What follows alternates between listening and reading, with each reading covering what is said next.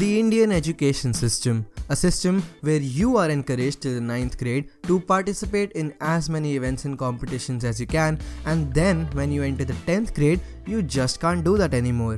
In 10th, you are expected to suddenly be transfixed on your studies and to score good on your board examinations, about which for some reason your uncles and aunties are most excited about. Then you enter the 11th grade, the weird phase where you can't decide whether to get yourself a girlfriend or focus on your grades. You like that girl that sits just across you in class, but you are scared shitless because exams are coming. And the funny part is that no one would ever even ask you about your score, but you don't know that yet, and of course the adults of the society aren't going to tell you either. And so you focus on tests instead and score very poorly anyways and get scolded for no good reason.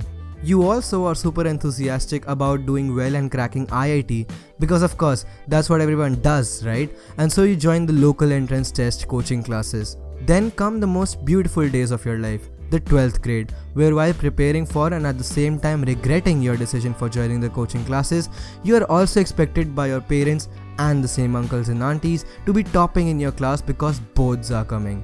So you give your boards and entrance exams, but you can't get a good seat in a good institute because you are not good in maybe one of the 3 subjects that you are forced to take, with practically no option to select from amongst them, or maybe simply because the reservation demands that the backwards must be brought forward in today's date, where they of course don't have access to any information, and they of course should be able to get into these prestigious institutes with much more ease than you. I know something about these entrance exams. You are expected to solve only 90 questions in 3 subjects you of course have no control over in 3 hours, where each one of them is going to take you about 5 to 10 minutes to solve.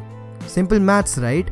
You try applying abroad, maybe to Canada, US or UK, but oh poor boy, you don't have enough money even if the university that just selected you is ready to give you partial scholarship and can change your entire life. If you think that the education ministry is going to help you, no. They don't let graduates go and study out of the country. Why would they give you the scholarship?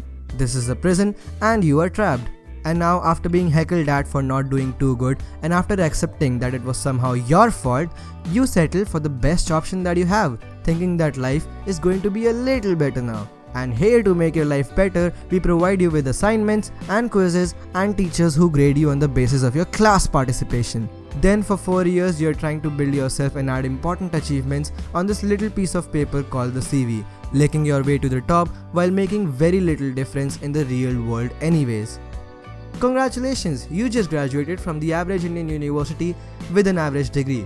What are you gonna do with it next? No idea. What happens next is again dependent upon what your parents, your boss, your peers, or even those uncles and aunties tell you to do.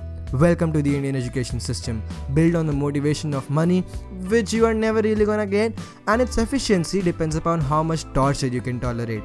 We hope to see your kids with us in approximately 10 years again.